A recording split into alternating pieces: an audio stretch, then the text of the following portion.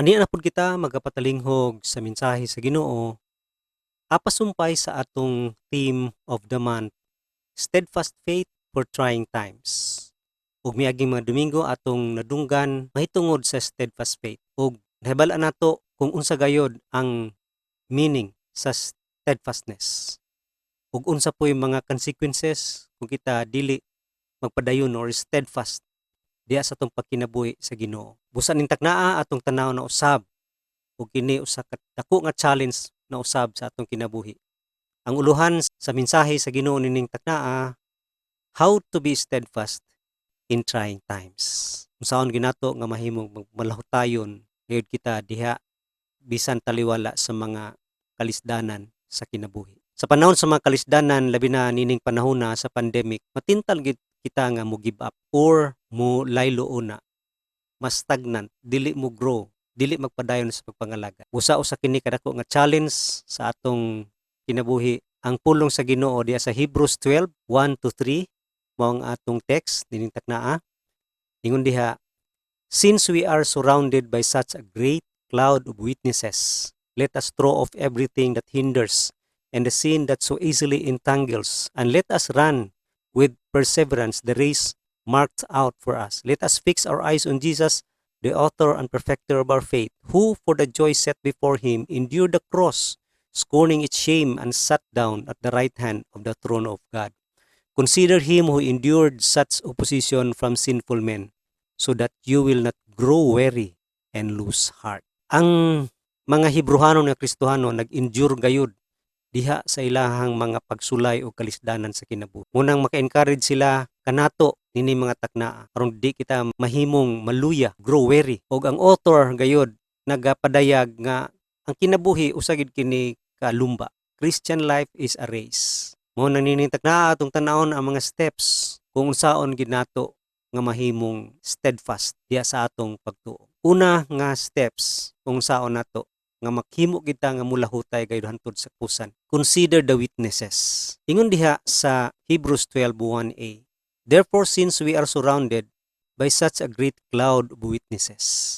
Dinhi makita nato nga kining gimension dinhi sa Hebrews 12 nga mga witnesses, mao ni sila katong mga heroes and heroines of the faith. Sila ang mga nauna na kanato. Sila ni Abraham, David, Joseph. Sila ang mga gitawag nga bantugan nga mga heroes sa pagtuo.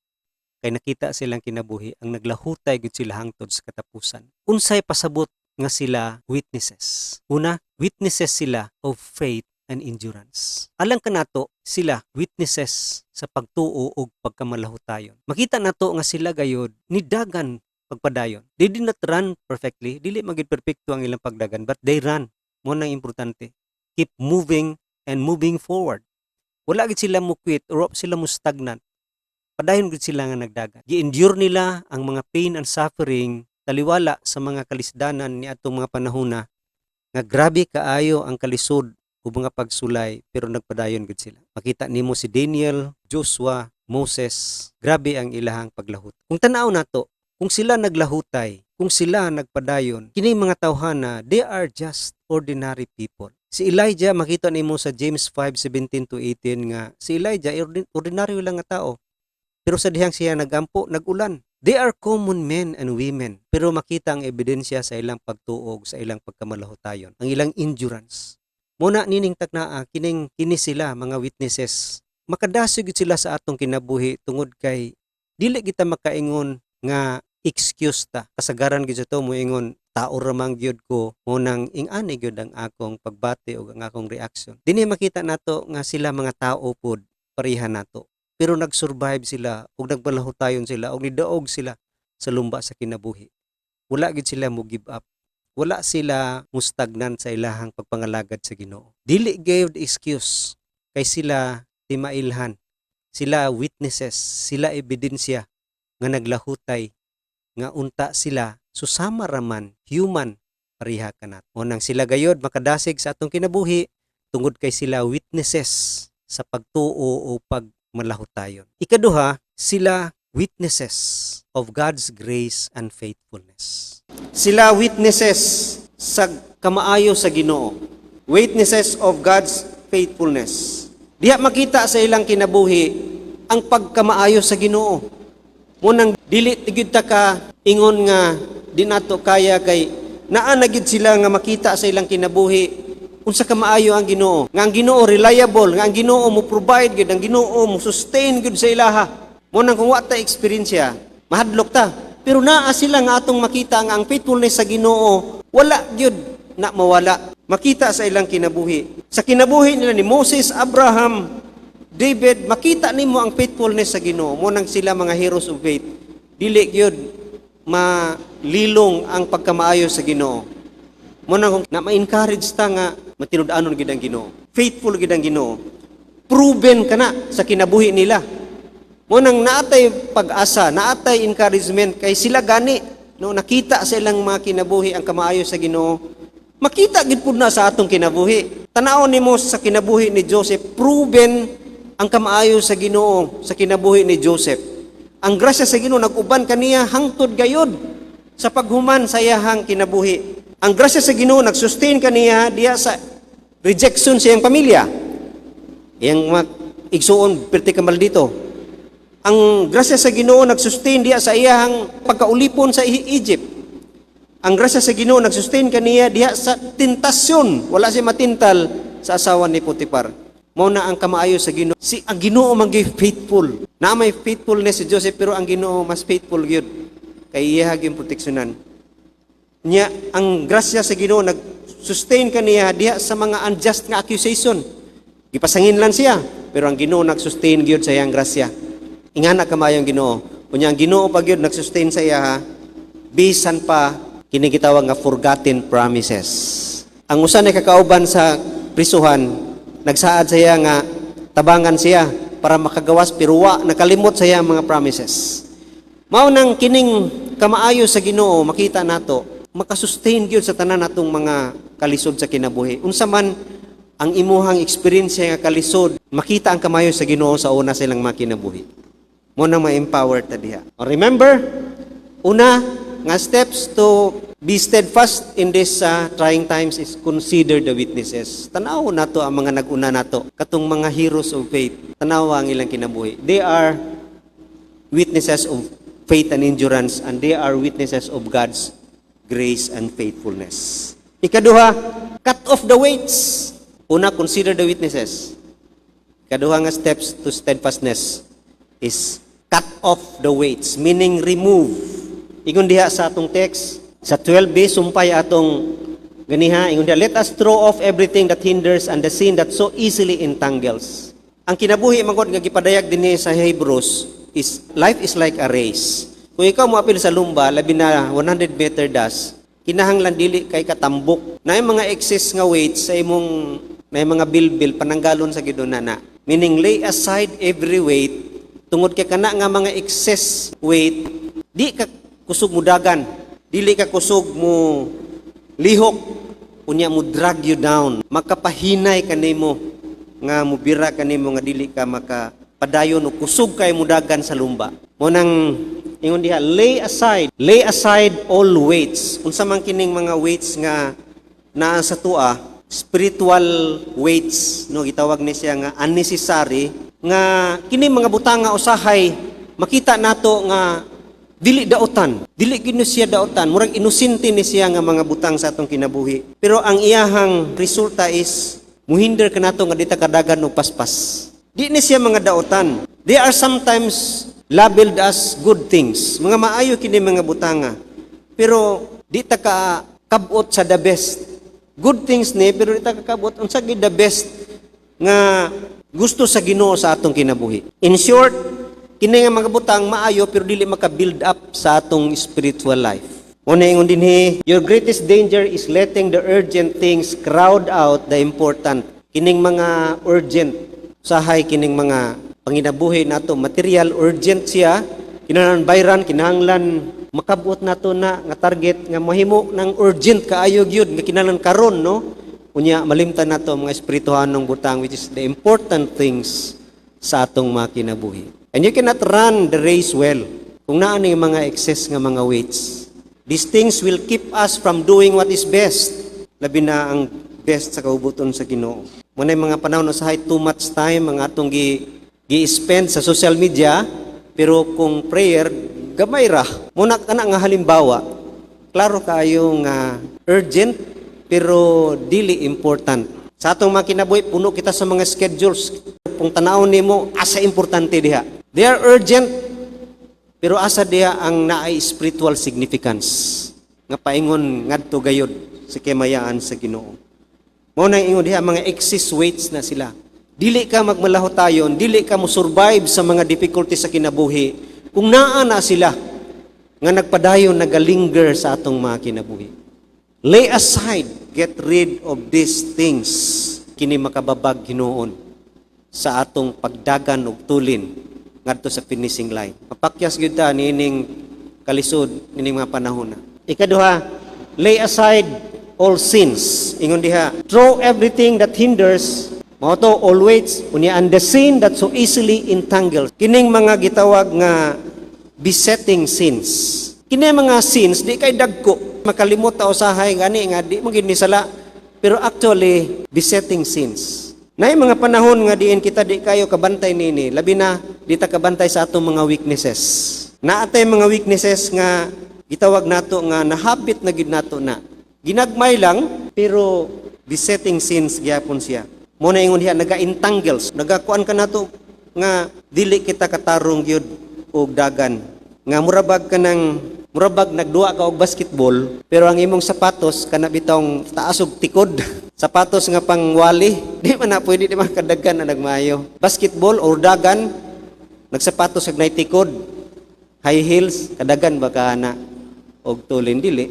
Mao nang ingani ang hulagway dinhi nga lay aside all sins, kini mga butanga makapahinay gid kanato. They are sins nga nagasyo sa atong weaknesses ug di kay nato ni ginapansin. Sama aning sin of laziness. Di kay ta nagakuan ni pero babag gid na sa atong pag-uswag. Sin of entertainment, gusto ta ma-entertain, gusto tan mangita permanent komportable lipay, no, kanang ma-enjoy ang pleasure, sahay babag siya. Padang pasabot di ta mo enjoy sa pleasure, pero na mga panahon gid nga mahimo siyang priority sa atong mga kinabuhi. Mo nang lay aside this sin.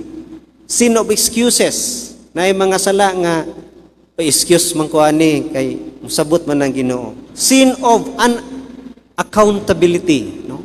Wa nato na ginapansin nga mga butang sa atong kinabuhi, accountable kita. Sa di nato pagsangyaw, accountable kita. Sa di nato pag-attend sa mga buluhaton sa iglesia, accountable kita na. Because you are letting, no, ingon nato sa miyaging mensahe nga, if you are not with me, you are against me. Accountable, kay naa kay parte gyud diha. If you withdraw in the fellowship, accountable gyud ka kay naa kay parte nga ibutang sa Ginoo diha. Ug wa nato kay nini ginabali. Accountability. Bisag sa atong iglesia, kining atong mga buluhaton. Bisag kining atong paghatag sa atong ikapulo, accountability. Pero sahay, mahimong excuse lagi kay nagpaita because di nato ginasense ang accountability. Kini di nato mapansin usahay pero besetting sins. Sin of complacency, kumpiyansa. Daghan gyud ingani sa atong kinabuhi nga nay mga panahon nga we are not so sober and vigilant. Wa gyud kay tagab tutok ngayo or nagabantay, watch in prayer. Di nato na ginapansin, pero actually they are besetting sins. Kumpiyansa gani ka, makasulod ang kaaway. Sin of fear, mahimong sala gyud ang kahadlo kung kini mo paingon sa imo sa dili na paghimo sa ipabuhat sa Ginoo sa imong kinabuhi. Mao nang mga besetting sins, no. Digid siya mga sala nga immoral, pero sala na nga makapahinay kanato nga di kita kabuot. Labi na ang atong kinabuhi nga selfish, self-preservation, and self-gratification. Mao nang entertainment instead of fellowship, seeking possessions kaysa seeking God. Mo patigbabaw ang seeking possessions, no, mga butang sa kinabuhi. Mao nang lay aside all these sins. Then ikatulo, the last one is concentrate on Jesus.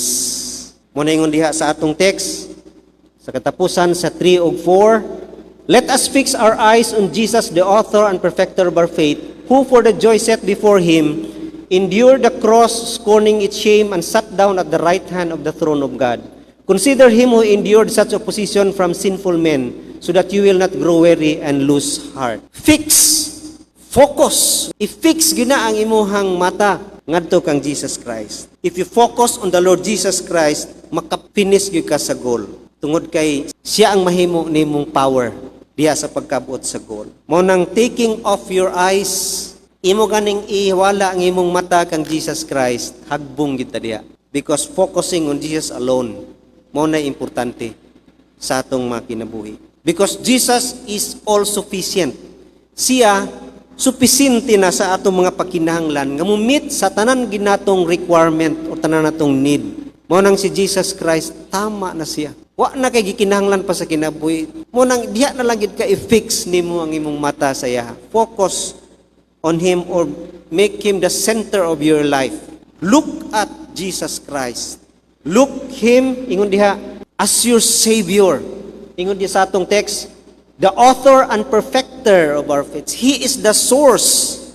The perfecter, siya ang source sa atong faith. Ug siya pod ang mag-perfect niini. Mao nang siya ang manuluwas sa tanan natong pakinahanglan, gikan sa spiritual, hangtod gid na sa tanan natong mga pakinahanglan, bisan pa financial nga mga pakinahanglan. Siya. Mao nang pag-ingon nga tutok ang Jesus means submit to Him, trust Him, and love Him with all your heart. Focus, isintro ra gyud ang imong kinabuhi sa yaha.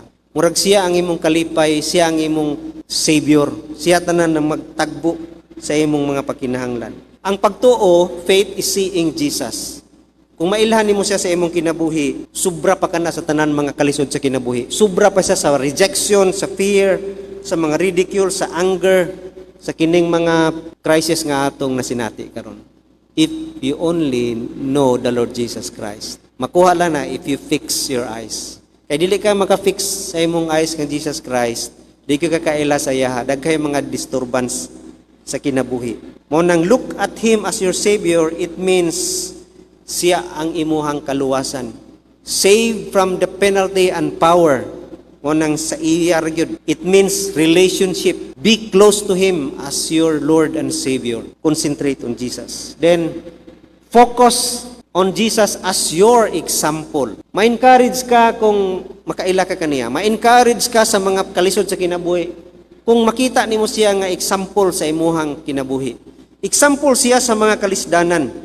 Example siya sa faith and endurance. Ganiha example ang mga Hebrews Christian, pero dinhi si Jesus gyud ang gitawag nato nga the greatest winner. Siya ang champion sa tanan. Siya pareha nato tao, pero siya ang sa iyang pagkinabuhi ning kalibutan na makita nimo nga maayo gid ang iyahang pagdagan sa lumba tungod kay natapos niya ang goal. Naman siya mission, nahuman gid niya perfectly. Nakasurvive siya sa mga pain, labi na gayud ang cross. Kinsa imong example kung magkalisod ka sa kinabuhi? Tan-awa si Jesus Christ. Giyon sa niya pag-survive nga bisan pa sa kalisod gayud sa kinabuhi, dili gid ka makaingon nga I cannot do it. Look at the cross. Gamay ra nang imong problema, magpakamatay na ka. Look at the cross. The example of the Lord Jesus Christ. Gibundak ba niya ang cross? Yun siya, surrender ko, wala. Example gid siya. Example siya sa motivation, kaya ang iyang motives to save the people, all believers. Iya gid nang nahuman. Munang kita, ang ayan gid muhuman, kay naagi tayo example. Example siya sa motivation nga, ang iyaha is to claim the glory. Kaya ang iyang motive yun, pag human gidanik, kay bao gid siya nga, ang glory mabalik na sa iyaha. Unya ang iyang example nga motivated not to please the Father. Ang iyang motivation is to please the Father. Mo nang kung kita usab mo na atong motivation, example na to si Jesus nga it's not about pleasing men, it's about pleasing God. Mo nang si Jesus dili siya mapiktuhan ng mga tao nga mo ridicule sa iyaha, tamas-tamas sa iyaha. Di na makapaundang sa iyaha. Wa siya nagsik og pleasure or pleasing men or recognition nga di na gani ma-recognize mangluod na. Si Jesus bisag wa gi-recognize, madasigon siya nga nag-fulfill sa iyahang purpose. Mo nang motivated to please the Father, he ran for the pleasure of his master. Mo nang nindot kayo, no? Maka-encourage gyud no kung mo-focus ta kay Jesus kay he is the example sa atong mga kinabuhi nga diin ma-encourage to keep on going. Kay naa siya as our example, no? Naa siya as our Savior, and lastly, naa siya as our inspiration. Siya atong inspiration. Focus on Jesus as your inspiration tungod kay tan-aw si Jesus. Asa naman siya ron? na nasyas tuo sa Amahan. Na-reclaim na niya ang glory, nabalik ang power, na ang crown, rewarded. Mo nang ma-inspire ta kung gitanaw nato si Jesus nga nakadawat po og reward sa iyahang pagkinabuhi nining kalibutan. Mo nang ma-encourage ta kung ma-remind ta about Jesus nga nakadawat og ganti. Mo nang this is a big challenge no, sa atong makinabuhi. Be steadfast. Mao ni mga steps na kita mahimo gayong mas steadfast nining trying times. Kadiin kita gayod mo consider sa mga witnesses. Tanawon lang ko nato tong mga nangagi nga atong mga heroes of faith. Then cut off the weights in this present time. Then concentrate or focus on the Lord Jesus Christ. A big challenge nga mo-motivate ka nato nga mo persevere gayud no. Di mo standby karong panahon na bisag unsa kalisod. Bisag unsa ka kahadlok ng atong yatubang karon. Focus on Jesus. We must not focus at other runners. Ayo pagtanaw sa uban, sigla gani aman sila nagpadayon. Si kuan gani nagrelax man.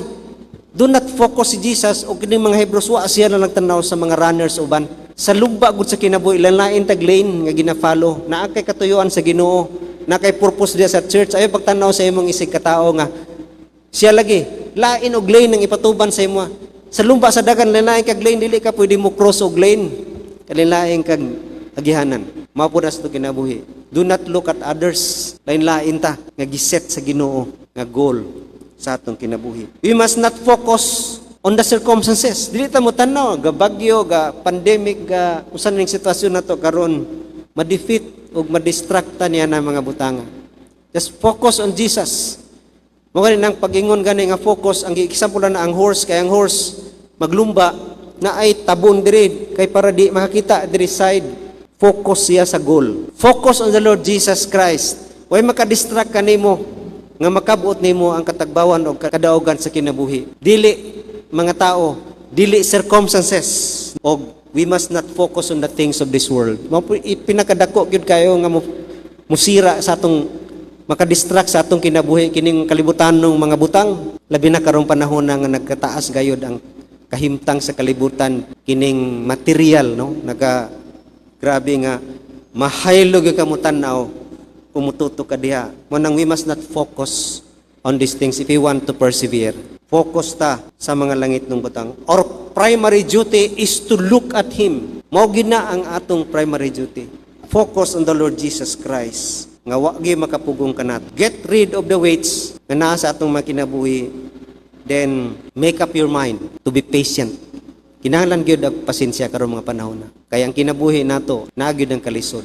O nang step out from your comfort zone and be patient sa pagdagan sa kinabuhi nga giset ka nato sa Ginoo. And we can be like Paul, 2 Timothy 4:7, I have fought the good fight, I have finished the race, and I have kept the faith.